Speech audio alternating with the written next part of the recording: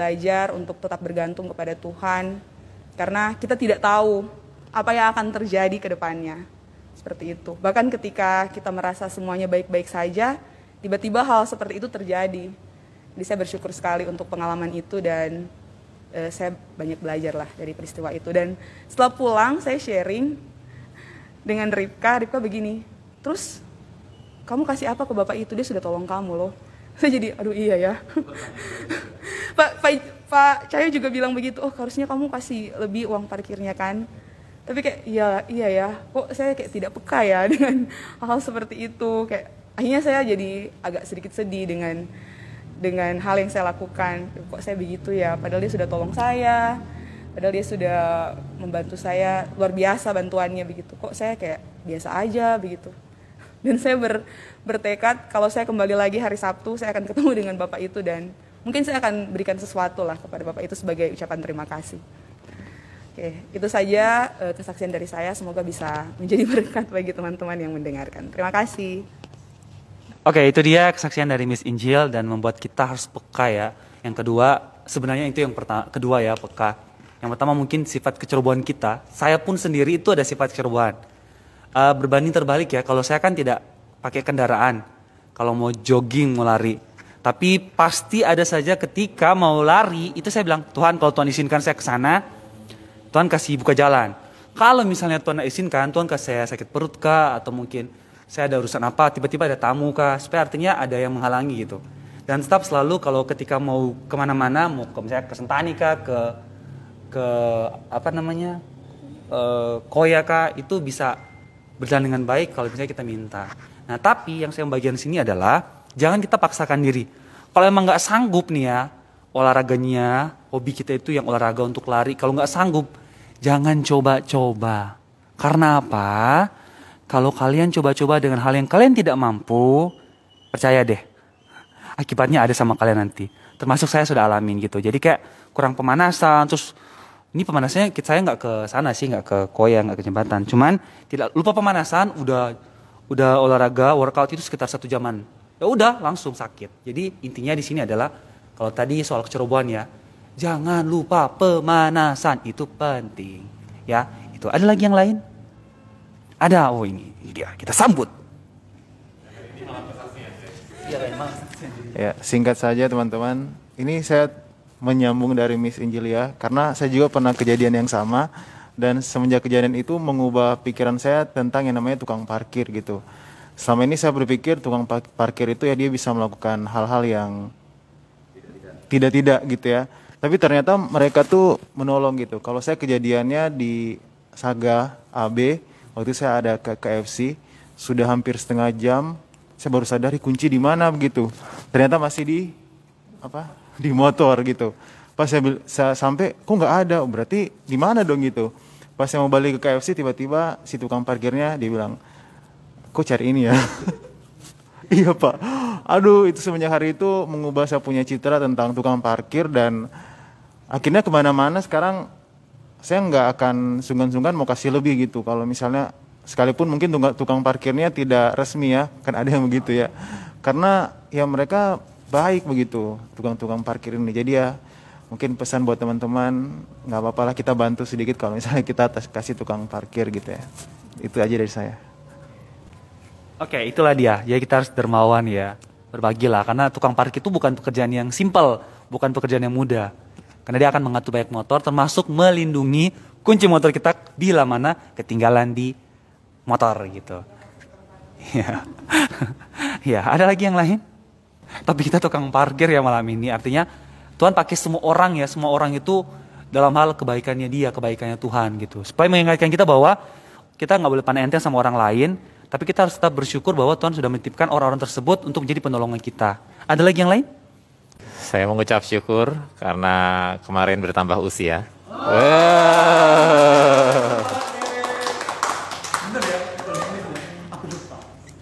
Terima kasih karena saya berkenan merasakan cinta kasih dan perhatian dari teman-teman yang baik.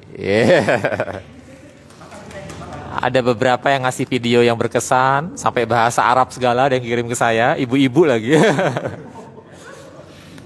ada kayak Pak Brando sama Ko William yang luar biasa sanjungannya, katanya saya pembina yang baik dan terbaik. Terus saya jawab, iya kadang ada pilihan lain, saya bilang gitu. Kalau ada pilihan lain mungkin bukan saya. Ya tapi saya jadi belajar ya, itulah orang-orang yang Tuhan hadirkan di sekeliling kita, yang mengasihi kita, memberkati kita, dan yang ya memang ada beberapa yang cukup sedih juga sih kok, yang selama ini kita perhatikan ternyata tidak ngucapin begitu. Tapi ya bukan yang di sini kok. Tapi ya sudah, semua punya bagiannya masing-masing. Thank you, God bless you. Oke, itu kita nyanyi gak sih? Meskipun baru lewat 2 hari kan Pak? 2 hari kan Selasa, saya ingat waktu itu kita KTB. Gue denger KTB. Kita nyanyi ya. Mau iringin gak? Selamat ulang tahun. Gak apa-apa. Selamat ulang tahun kami ucapkan. Selamat panjang umur kita akan doakan. Selamat sejahtera, sehat sentosa. Selamat panjang umur dan bahagia. Selamat panjang umur dan bahagia. Oke. Kita lebih bermakna banget ya hari ini ya. Oke, kalau begitu kita akan melanjutkan persekutuan kita saat ini. Sebelum kita mendengarkan firman Tuhan dalam bentuk mungkin sharing ya dalam KTB, kelompok PA ya.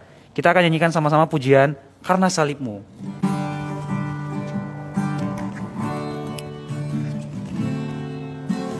Hanya Kau Tuhan di hidupku.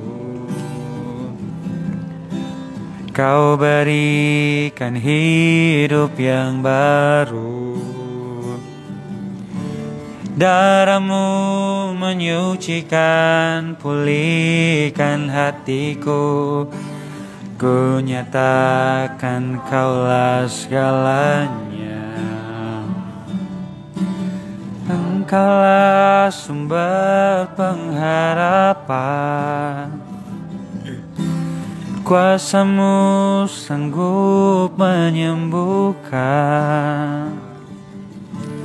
Jiwaku pun berserah hanya kepada-Mu. Yesus, Kaulah segalanya.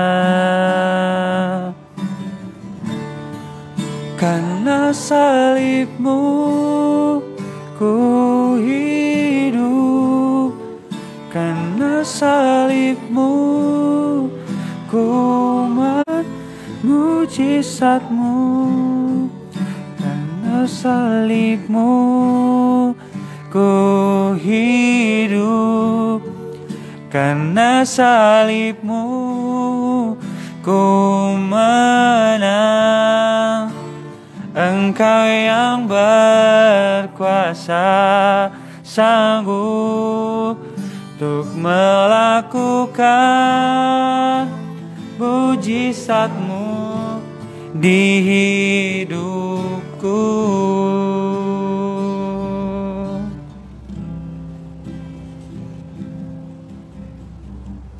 Oke, selanjutnya saya serahkan ke Pak Cahyo untuk memimpin kita dalam PA KTB kali ya namanya kali ini. Selamat malam buat teman-teman yang tidak ada yang nonton di IG. Ya, Pak Brando. Selamat malam buat teman-teman yang tidak ada yang nonton di IG. Oke, hari ini kita akan silakan buka yang di grup Youth ya. Di grup Youth saya sudah share PPT-nya. Tema kita rely on the creator, not the creation. Bergantung kepada pencipta, bukan ciptaan. Itu artinya frog, fully rely on God. Rely artinya ya bersandar pada pencipta, bukan pada ciptaan.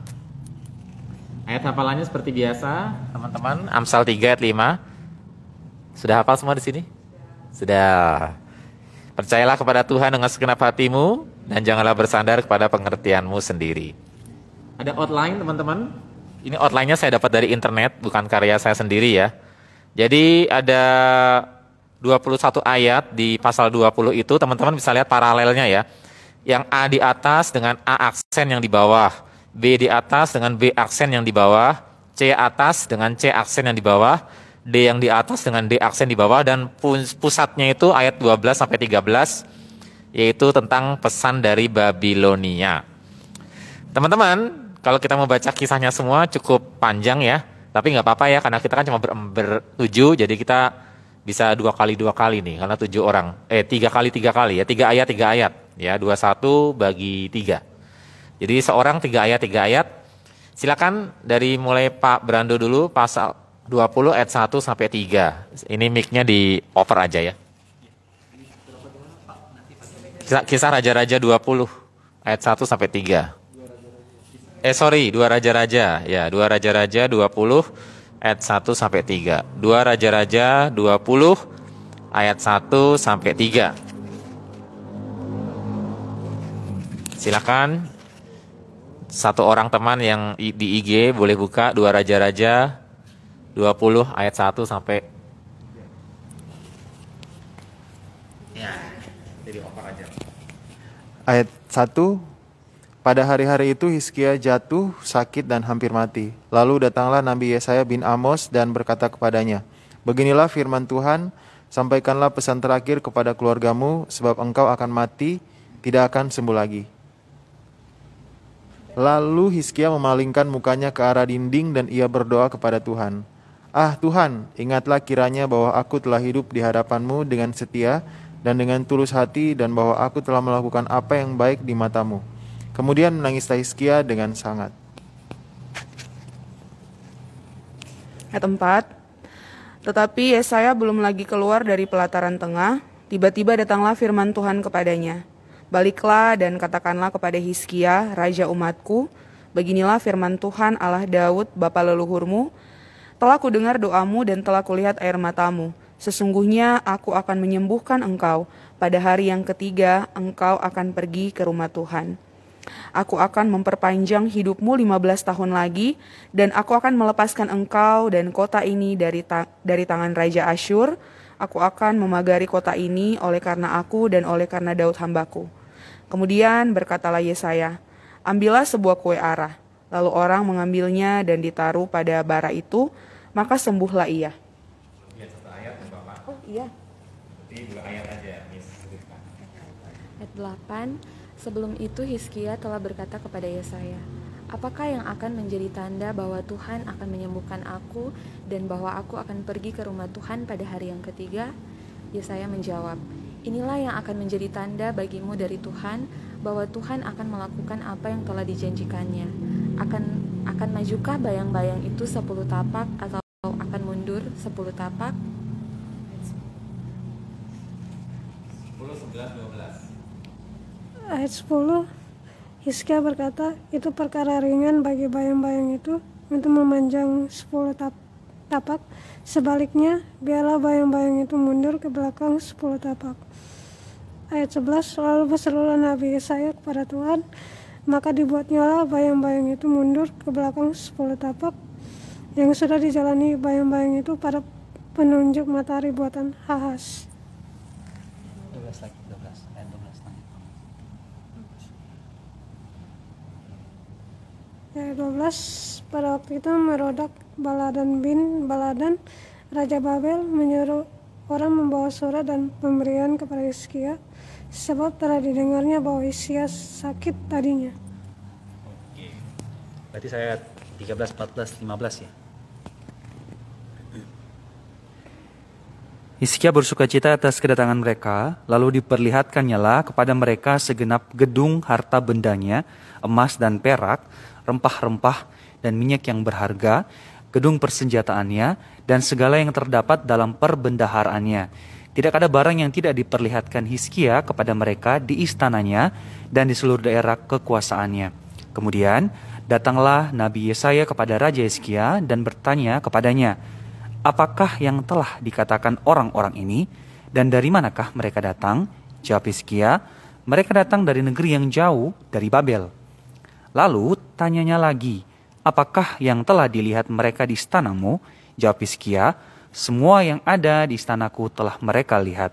Tidak ada barang yang tidak kuperlihatkan kepada mereka di perbendaharanku.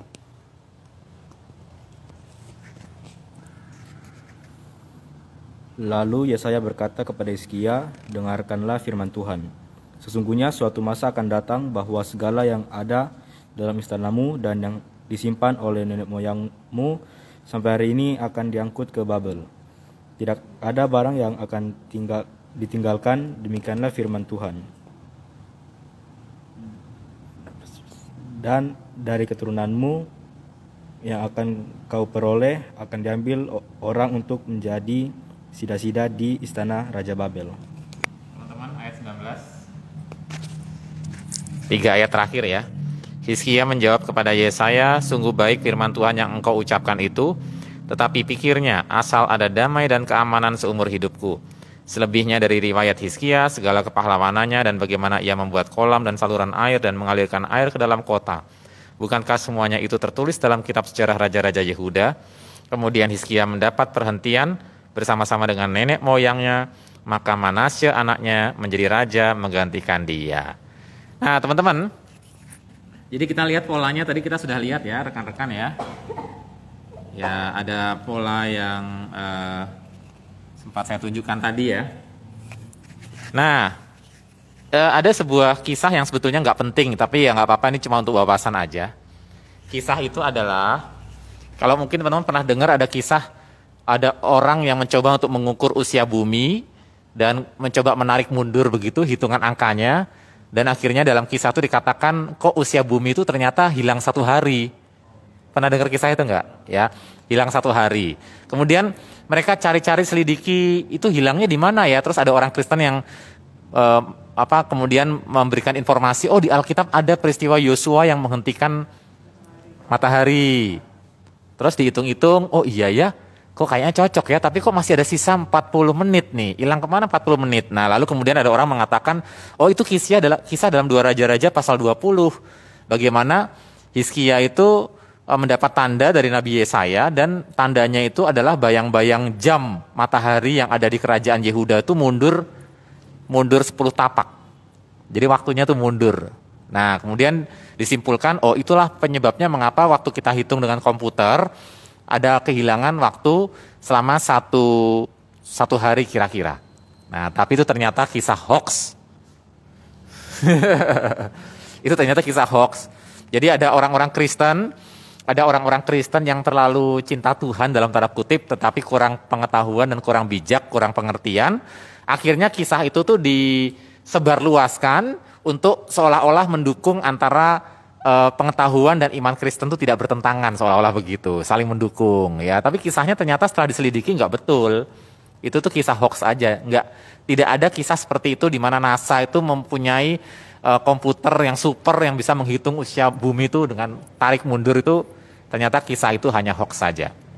Nah teman-teman, jadi itu kisah hoax yang pernah muncul. Nah itu berangkat dari 2 Raja-Raja pasal 20 yang kita baca hari ini ya.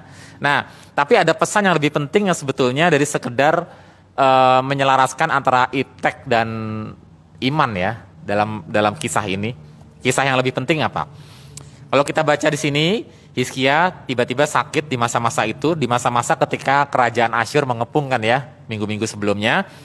Lalu Hizkia berdoa minta belas kasihan Tuhan, Tuhan ingatlah bagaimana saya ini mengabdi kepada Engkau. Kemudian firman Tuhan mengatakan apa?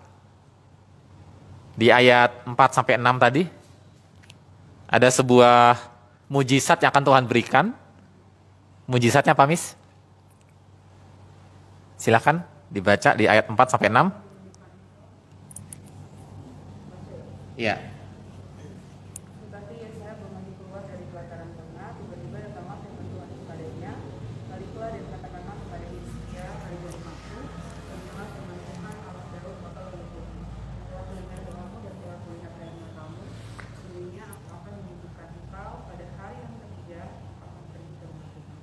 Nah, jadi apa mujizatnya teman-teman?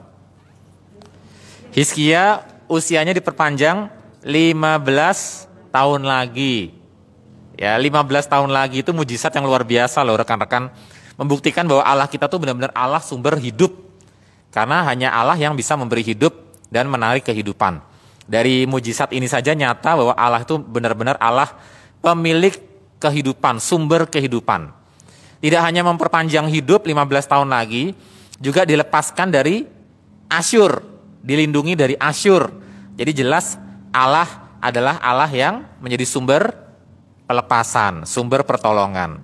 Jadi dari satu ayat aja di ayat 6 kita membaca Allah itu adalah Allah sumber kehidupan, karena memperpanjang hidup ya, sumber kelepasan dan perlindungan. Nah, tapi teman-teman ini masalahnya. Ya. Setelah Hizkia mendapat petanda dengan bayang-bayang jam matahari mundur 10 tapak, ya, dan benar-benar akhirnya Hizkia sembuh, apa yang terjadi?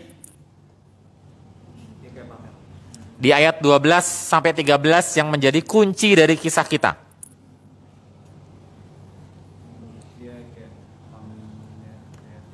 Ada kerajaan lain, kerajaan mana itu? Babel. Kerajaan yang sama megahnya dengan Asyur dan baru mulai bertumbuh waktu itu. Asyur sudah mulai pelan-pelan mulai runtuh karena kan banyak kerajaan menyerang dia ya. Kita ingat kisah-kisah sebelumnya, ada kerajaan Yehuda menyerang dia, Lakis atau apa itu ya. Kemudian ada Ethiopia juga berontak. Nah, sekarang Asyur sudah mulai turun pengaruhnya, rajanya saja dibunuh oleh anaknya sendiri. Dan mulai muncul kerajaan baru namanya Raja Babel ya. Kerajaan Babel, rajanya Merodak Baladan bin Baladan. Ya, Merodak Baladan, anak Baladan. Nah, mendengar kabar bahwa Hizkia sakit, lalu mereka mengirim rombongan untuk berkunjung, dan mereka datang berkunjung. Kita lihat di ayat 13. Hizkia bersukacita atas kedatangan utusan dari Babel, kerajaan yang baru tumbuh ini. Dan apa yang Hizkia lakukan, saudara-saudara? Memamerkan, memperlihatkan kepada mereka segenap gedung harta bendanya, emas dan peraknya, rempah-rempah dan minyak yang berharga, gedung persenjataannya dan segala yang terdapat dalam perbendaraannya. Tidak ada barang yang tidak diperlihatkan Hizkia kepada mereka di istananya dan di seluruh kekuasaannya. Dan tindakan ini sebetulnya kan secara sekilas pandang kan oke-oke aja ya. Ada tamu kerajaan datang, kita sambut dong, kita perlihatkan. Misalnya ada tamu negara, kita bawa ke Taman Impian Jaya Ancol, kita pamerkan alam Indonesia yang indah, kita bawa ke Bali, itu kan wajar. Tapi perhatikan ketidakwajarannya baru kita bisa baca karena apa? Ketidakwajarannya baru bisa kita identifikasi itu karena apa? Kalau kita lihat ayat-ayat sesudahnya. Karena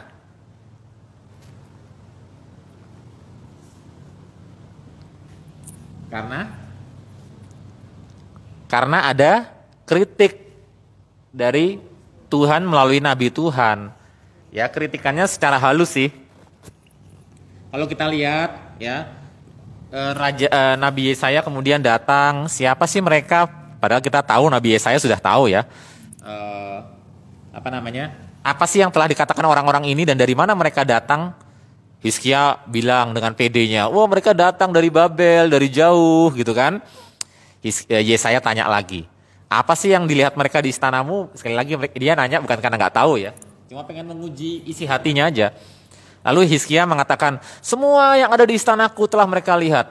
Tidak ada barang yang tidak kuperlihatkan kepada mereka di perbendaraanku. Lalu muncullah kritiknya. Kritik kecaman, lebih tepatnya ya kalau mau lebih keras lagi ya, kecaman dari Tuhan lewat nabinya. Kecamannya apa? Kecamannya adalah sebuah nubuatan tuh. Isinya apa teman-teman? Ayat 16, 17, 18. Akan datang suatu masa, semua yang kamu pamerkan ini akan diangkut ke Babel. Diangkut ke Babel. Jadi akan ada sebuah ironi yang kamu alami. Sama seperti herannya ya kalau teman-teman kita lihat cara Tuhan bekerja dalam kisah-kisah sebelumnya ya. Tuhan tuh bekerja dengan cara-cara menghadirkan ironi bagi orang-orang yang menghina Tuhan. Kalau ironi yang dialami Raja Asyur minggu lalu kan kita tahu ya. Dia menyombongkan diri menyombongkan Allahnya di atas segala Allah, termasuk di atas Yahweh kan. Dia mengatakan Yahweh itu nggak akan bedanya dengan dewa-dewa lain yang terbuat dari patung dan batu itu yang akan akhirnya aku hancurkan. Nah, tapi apa ironi yang akhirnya Tuhan munculkan kepada orang sombong yang bernama Asyur, kerajaan Asyur ini, yang dari kerajaan Asyur ini. Ironi yang Tuhan hadirkan adalah si Raja Asyur dibunuh oleh anaknya sendiri di depan mata, dalam tanda kutip ya, di depan mata patung dewanya sendiri. Dia hina dewa-dewa lain, ternyata dewanya sendiri tidak bisa lindungi dia di rumah Allahnya sendiri. Nah, itu kan ironi ya. Nah, ironi yang sama ternyata menjadi ancaman untuk Hizkia. Nabi Yesaya mengatakan, oh kamu pamerin semua ini ya. Oh kamu pamerin ini ya, kamu pamerin emas, perak, kamu pamerin gedung-gedung ini. Terus Nabi Yesaya mengatakan akan ada waktunya semua yang kamu pamerkan ini akan diangkut ke Babel. Itu kan ironi. Jadi cara Tuhan bekerja tuh dari kisah 3 pasal ini tuh kadang-kadang Tuhan tuh bekerja secara ironi, menghadirkan ironi bagi orang-orang yang melawan Tuhan. Dalam hal ini kasusnya adalah orang-orang yang sombong. Asyur sombong, dan sekarang pun Hizkia pun menampakkan ciri-ciri kesombongan. Nah teman-teman, tapi itu bukan masalah terbesarnya. Masalah terbesarnya apa sih teman-teman? Kenapa tindakan Hizkia memamerkan harta benda kerajaannya itu dan menceritakan segala kebesaran istananya itu yang menjadi problem?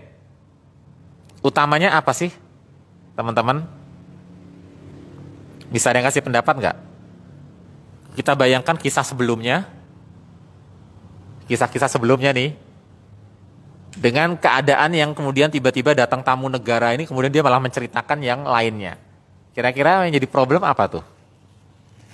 Sebelumnya nyawanya tuh sudah harusnya hilang, sekarang ditambah 15 tahun lagi. Harusnya kerajaan Asyur tuh sebelumnya menghancurkan dia, tapi Tuhan selamatkan, Tuhan lindungi dia. Tapi begitu ada tamu datang, yang dia pamerkan tuh istananya. Problemnya di mana nih?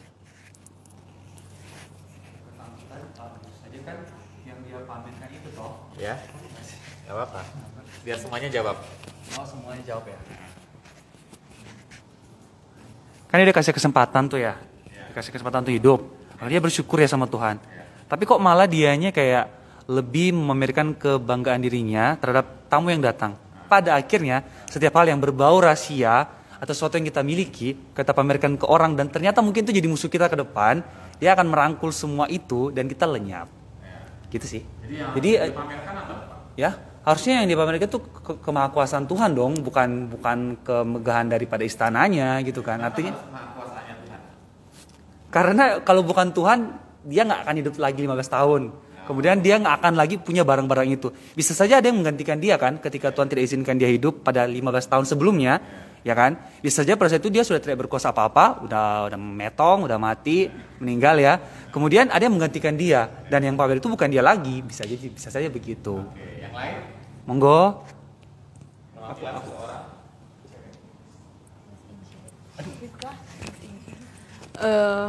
Kalau saya sih melihat Raja Hizkia gagal sih di sini. Dia gagal memuliakan Tuhan.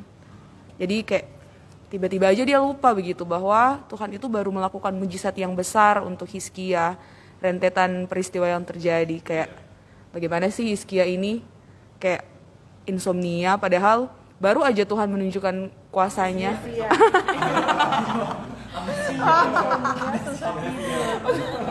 Nah biar lebih kan kayak iya biar lebih cair.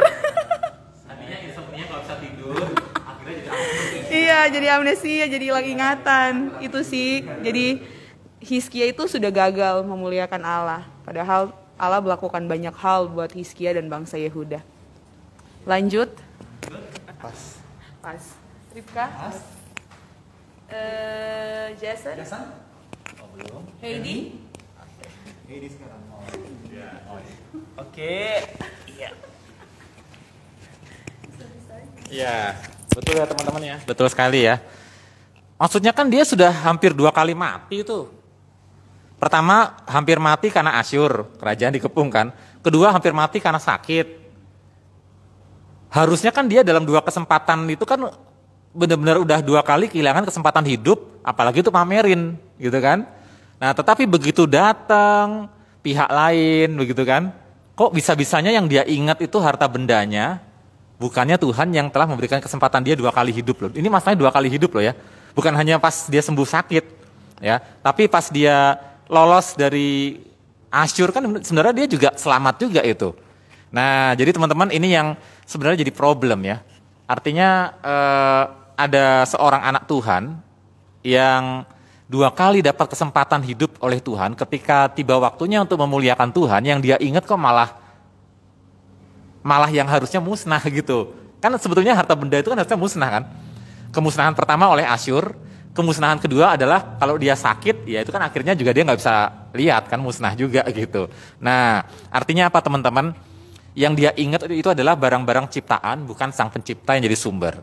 Yang dia ingat adalah yang sementara, bukan yang kekal, yang justru memberikan kepada dia hidup. Yang dia ingat adalah yang terbatas, bukannya yang tidak terbatas, yang memberikan dia 2 kali kesempatan hidup dan 2 kali kesempatan melihat barang-barang yang harusnya musnah. Nah jadi teman-teman, karena itu saya di akhir slide-nya, saya tunjukkan di akhir slide-nya itu ya, apa yang jadi problem? Ya, Hizkia ternyata di sini gagal untuk mengerti apa sih makna rely on God itu. Bersandar pada Tuhan itu artinya bersandar pada Sang Pencipta sebagai sumber segala sesuatu. Sebagai yang the infinite, yang tak terbatas, yang memberikan dia bahkan 2 kali kesempatan hidup, ya. The eternal, yang kekal itu. Ya. Dan bukannya ya not rely ya on the creation, ciptaan, the finite atau yang terbatas, dan the temporal yang sementara. Nah teman-teman, kita gagal untuk rely on God, kita gagal untuk bergantung pada Tuhan ketika kita tidak lagi memandang Tuhan sebagai sumber, Allah sebagai sumber yang tak terbatas, yang kekal, yang harusnya kita muliakan, kita banggakan, dan kita ceritakan. Jadi kalau kita mau simpulkan, apa sih artinya rely on God? Rely on God itu sekali lagi bukan sikap pasif, pasrah, ya udah yang penting Tuhan yang bekerja gitu kan. Nah tetapi rely on God itu artinya, kalau minggu lalu artinya apa? Berdoa, tetapi berdoa sesuai dengan integritas Tuhan. Kan saya bilang begitu, jadi bukannya diam sama sekali. Tapi pada hari ini, rely on God bahkan artinya memuliakan Tuhan dengan menceritakan tentang kehebatan Tuhan, bersaksi tentang Tuhan. Itu juga rely on God. Ya, rely on God itu sekali lagi bukan bayangan kita pasif, diam, tidak mengerjakan apa-apa, bermalas-malasan. Tapi rely on God itu justru paradoksnya ditunjukkan dengan sikap aktif yang memuliakan Allah. Ya, ketika kita bersaksi bagi Allah, kemuliaan Tuhan, menceritakan bahwa Tuhan memberikan aku kesempatan 2 kali hidup loh. Tuhan memberikan aku kesempatan menikmati semua kekayaan ini. Nah, disitulah kita sebenarnya rely on God, karena kita sadar ketika kita menceritakan ke orang lain, ya, kita memuliakan Allah dengan menceritakan ke orang lain, bersaksi tentang apa yang Allah kerjakan. Di situ kita menyatakan bahwa kita ini bukan siapa-siapa. Sebetulnya tokoh dalam hidup saya yang utama itu Tuhan. Nah, itu artinya rely on God. Rely on God adalah ketika kita bersaksi kepada orang lain bahwa tokoh utama dalam hidup saya dan dalam hidup ini bukan saya, tapi Tuhan, tapi Allah. Nah itu artinya rely on God. Nah teman-teman, jadi itu kita sudah sampai pelajaran keempat ya. Ada 4 pelajaran tentang rely on God. Kalau pelajarannya pertama apa? Kita ingat gak? Yang rely on God yang pelajaran pertama? Yang Hizkia dan apa itu? Ingat gak? Hizkia dan keberaniannya untuk menghancurkan patung-patung berhala. Ya. Jadi artinya rely on God apa ya?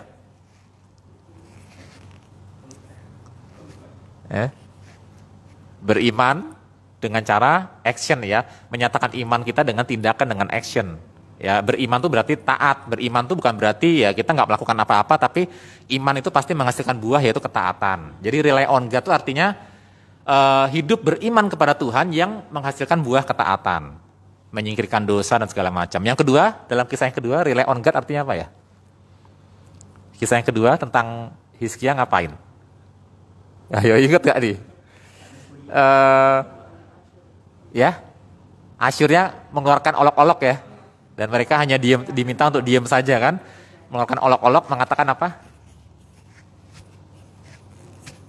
Bahwa Hizkia itu pembohong segala macam, begitu kan?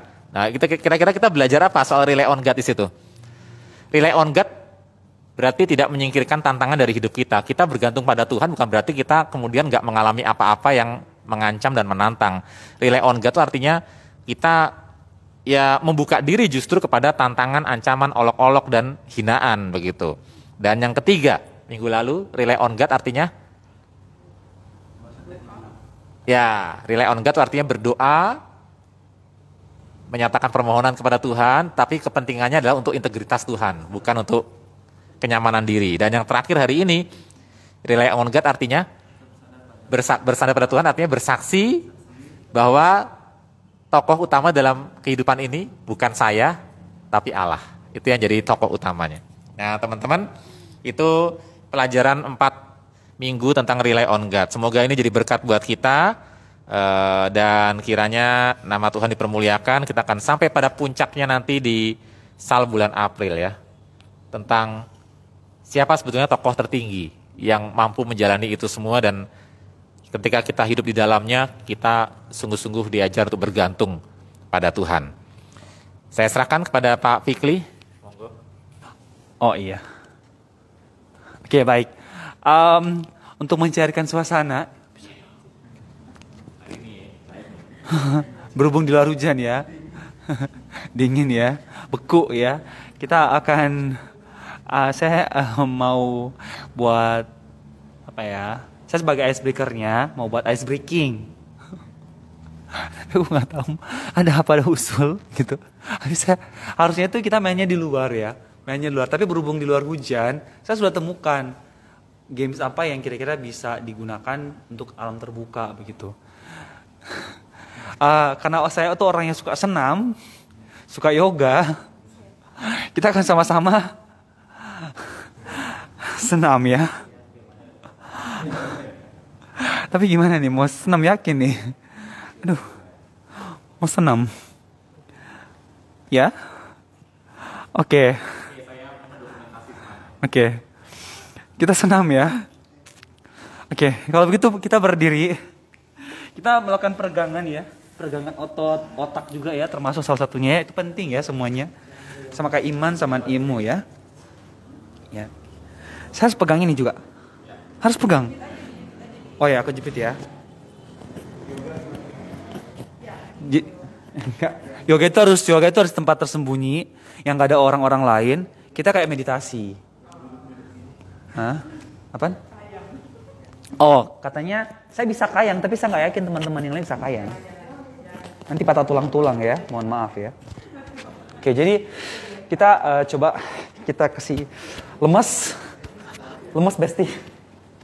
Ya, dibikin fresh karena beban hidup kita itu ada satu hari ini. Jadi kita harus benar-benar harus relax, harus itu. Kita mau pasang kuda-kuda ya, ini penting karena sama seperti kita olahraga, kalau tanpa ada warming up, ada pemanasan, itu sama halnya kayak kita mau cari sakit gitu. Bukannya sehat karena olahraga, tapi malah sakit karena kita lupa pemanasan. Sama seperti penyanyi kan harus pemanasan juga kan. Ya kita mulai ya dengan kita mulai udah tadi jam-jam. Sekarang kita yang pasang kuda-kuda harus sikapnya kayak gini. Kita harus tahan. Enggak ya. Jadi harusnya kayak begini, harus stabil. Terus tolong bisa buat kayak saya kayak gini, kayak posturnya kayak begini lah jadinya. Ya, kemudian kita begini. Capek ya? Ini belum seberapa. Oke, nggak bisa kalau gitu kita berdiri aja. Nggak bisa ya, kita berdiri. Ah, itu kan ya. Saya saingan sama Pak Cahyo nih. Terus ngapain saya? Tahan. Oke. Kalau sudah nggak kuat kita berdiri. Ya, oke ya. Kemudian sekarang kita coba, ini penting ya karena bisa ya. Ini jarang-jarang loh ya. Jarang-jarang kita ice breakingnya kayak gini, senam. Peregangan ya, tahan baru. Oke, tahan. Tahan ya. Tahan. Sekarang kita ganti.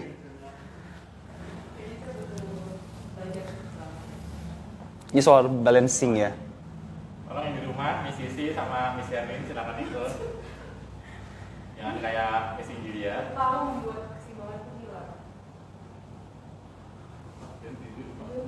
Enggak, bukan tidur. Kita itu kayak merasakan suasana apa ya. Kemudian siap. Tahan aja. Enggak, jangan sampai sobek. Terus tahan. Siap ya. Orang paling bingung ini ngapain sih di YouTube ini? Jangan ketawa. Ketawa itu ganggu konsentrasi. Siap.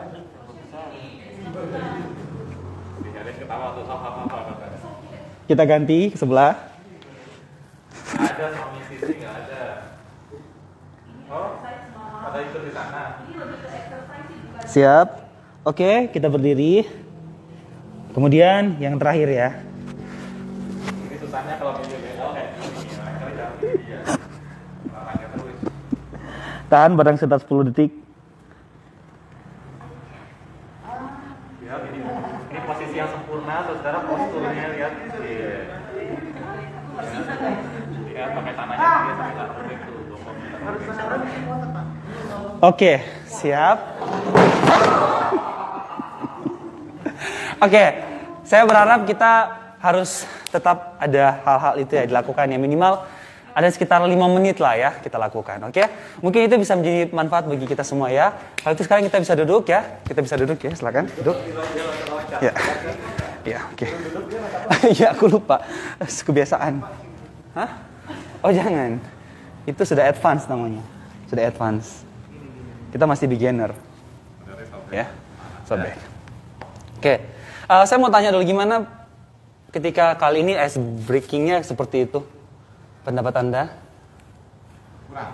Kurang. Ototnya ketarik ya. Kalau kita lakukan setiap hari itu akan jadi kebiasaan. Kalau saya minta pendapat yang cewek-cewek ini ya, cewek-cewek. Gimana? Pendapat Anda sekalian? Bagus tapi Kurang ya, masih kurang. Jadi kayak kita harus persiapkan bawa pakaian ganti mungkin ya, atau pakaian training gitu supaya tidak bermasalah dengan ini. Harus disesuaikan dengan kostumnya. mereka kalau di Jepang tuh sampai Berkeringat lah ya. peringatan yang hebat. Oke, siap. 20 menit bergerak tapi Iya. seperti itu. Oke. Dan ingat, latihan badania tidaklah cukup ya. Harus ada? Latihan rohani ya. Disiplin rohani itu terus tetap ditingkatkan ya. Ya, harus ada 2 ya. Penyeimbang.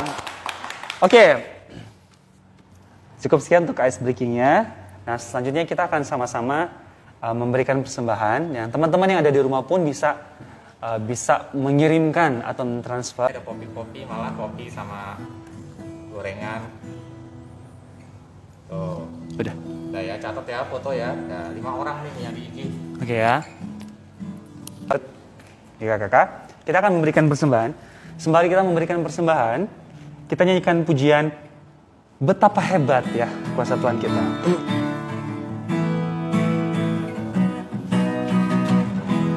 Berkuasa di bumi di sorga, bertata dalam kemuliaan. Dialah Tuhan Allah kita, namanya berkuasa, pembebas umatnya. Betapa hebat, betapa kuat dasarnya Allah kita. Dia berjaya atas semua perbuatannya. Betapa hebat, betapa kuat dasarnya Allah kita. Dia ternama Yesus Raja segala raja, Tuhan Allah kita.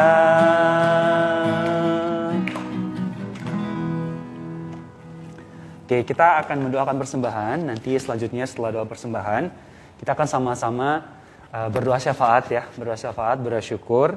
Dan mungkin ada pokok-pokok doa yang bisa kita sampaikan, baik yang di sini maupun yang dari rumah yang sedang mengikuti live streamingnya. Untuk itu kita doa persembahan dulu ya. Boleh minta kesediaan doa persembahannya, Miss Ripka.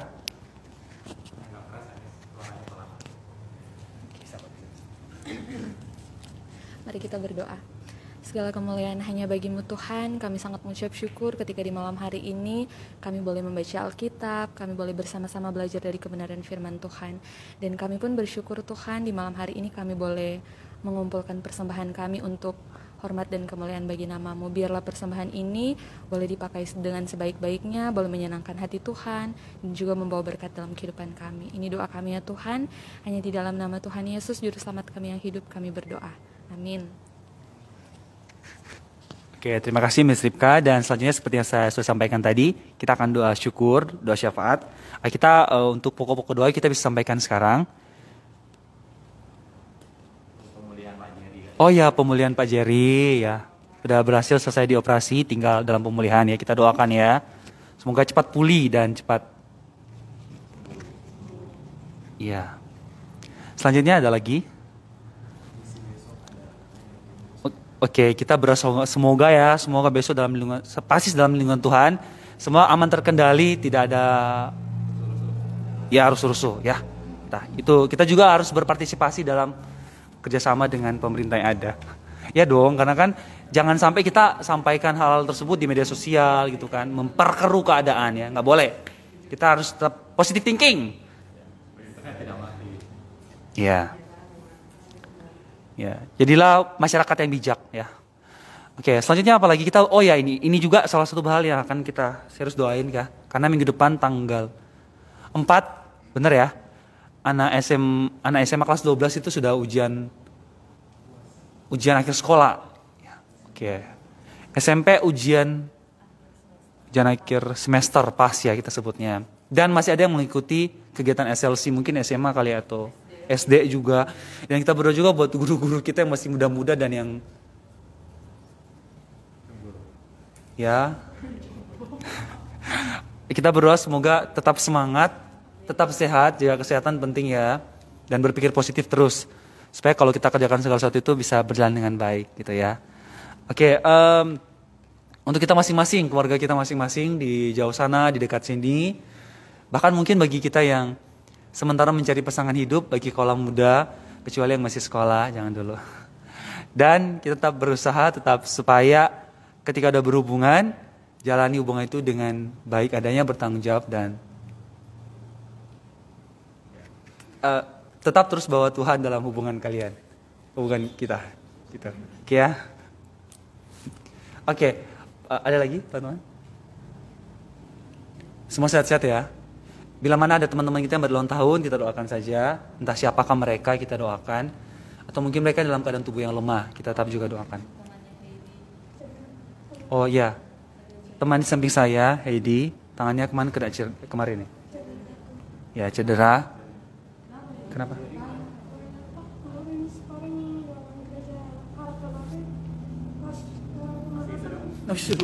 Saya lupa.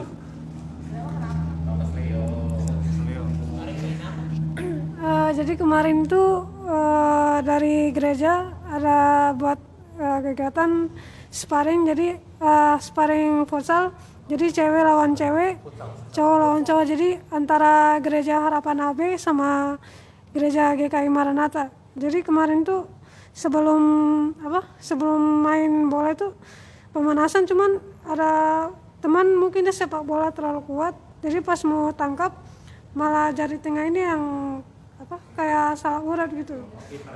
Hah? Iya, kemarin sempat jadi kiper cuman salah tangkap.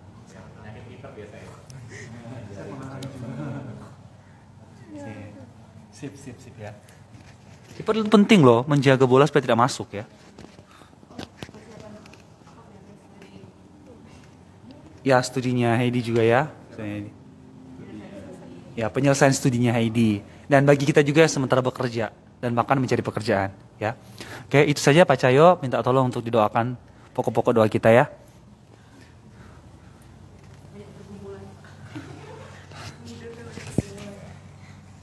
Oke, mari kita berdoa.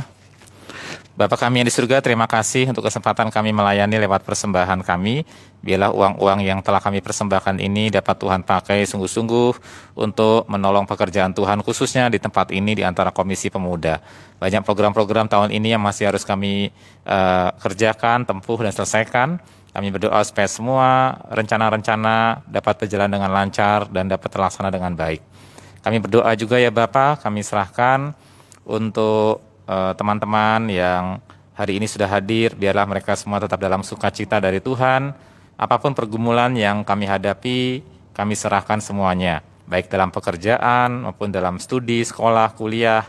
Mari Tuhan yang campur tangan agar semua apa yang kami hadapi, kami selesaikan, kami kerjakan untuk Tuhan dan bukan untuk manusia. Pergumulan Heidi secara khusus, Tuhan tolong supaya ada pemulihan untuk bagian jari yang sakit, yang kesleo. Tuhan tolong supaya ada kesembuhan dari Tuhan. Studinya di kampus, kuliahnya, dan penyelesaiannya, Tuhan tolong dia membagi waktu dengan baik, bertanggung jawab, dan memberikan yang terbaik lewat pelayanan dari studinya ini. Kami menyerahkan juga untuk teman-teman yang bergumul dengan pasangan hidup, Tuhan pertemukan dengan orang-orang pada waktu yang tepat, di dalam konteks yang tepat, dan Tuhan hadirkan dalam relasi cinta kasih, dan juga untuk mereka yang sedang menjalin relasi tetap dijaga dengan kekudusan sampai pada waktunya mereka menikah. Kami berdoa ya Bapa, juga untuk Pak Jerry dalam masa pemulihan. Terima kasih operasi berjalan sukses, dan hari ini dalam masa istirahat.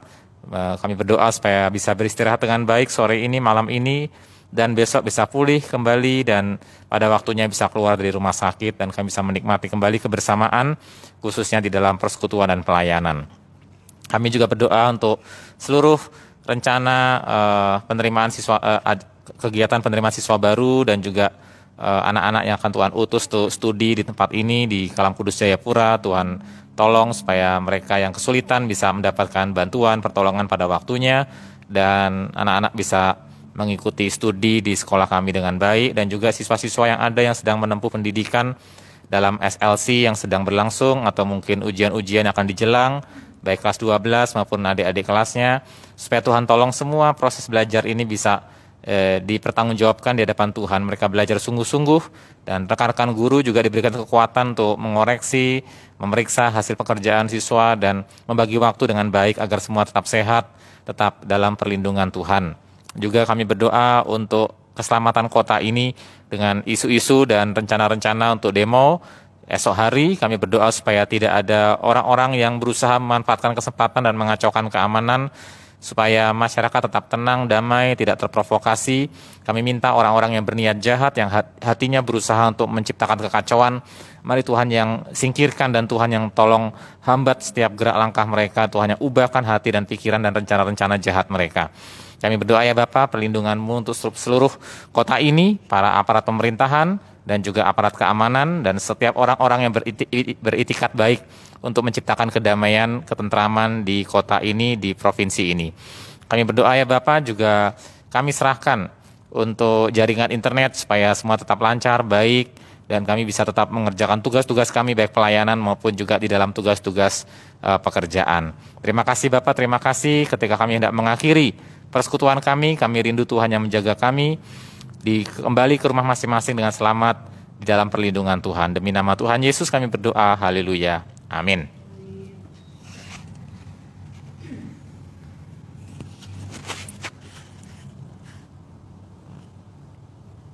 Oke, demikian persekutuan rekan-rekan. Terima kasih yang hadir di IG. Untuk 8 orang yang ada di sini, kita akan foto bersama. Kemudian teman-teman, pengumuman hari Minggu besok yang youth tetap tolong infokan ke murid-murid Pak. Jam 7.45 tetap ada kebaktian youth. Dan Kamis depan itu sudah harusnya sih temanya tema yang puncak sal ya. Tapi kan karena SMA itu ada selang 1 minggu, jadi mungkin kita pikirkan tema yang lain. Terima kasih Miss Herlin, mengucapkan Tuhan berkati buat semua, kata Miss Herlin ya. Terima kasih Miss Herlin ya. Oke, kita foto bersama dulu Pak. Silakan. Sampai jumpa teman-teman. God bless you.